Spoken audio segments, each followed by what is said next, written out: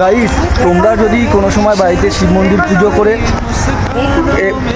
মানে মন্দির প্রতিষ্ঠিত করে পুজো করতে চাও, ঠিক আছে, তাহলে তোমরা এখান থেকে শিব নিয়ে যেতে পারো। জানি না, এখান থেকে আমারও খুব ইচ্ছা শিব নিয়ে যাওয়ার, এই শিবলিঙ্গগুলো, কিন্তু জানি না নিতে পারবো কিনা, কীভাবে নেয়। দারুণ দারুণ, আর দেখো শুধু একবার, অসাধারণ। এই একটা, এই দেখো সব নর্মদা নদীর এই পাথরগুলো, অসাধারণ। মানে কি বলবো, মানে একটা যদি বাড়িতে মন্দির বানাও হেভি লাগবে। সব দেখো, ওখানেও বিক্রি হচ্ছে, এই দেখো ওখানেও বিশাল বড় বড় এক একটা, আর এখানেও সেই এক একটা বিশাল বিশাল। মানে যদি কেউ নিতে চায়, এখানে আবার এই যে সাপগুলো দেখো, আমি জুতো পরে আছি বলে মানে সামনে যেতে পারছি না, যাই এক দারুণ দারুণ। ঠিক নর্মদা নদীর পাশেই এই দোকানটা, এই যে দোকানটা,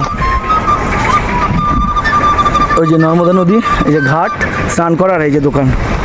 চলো।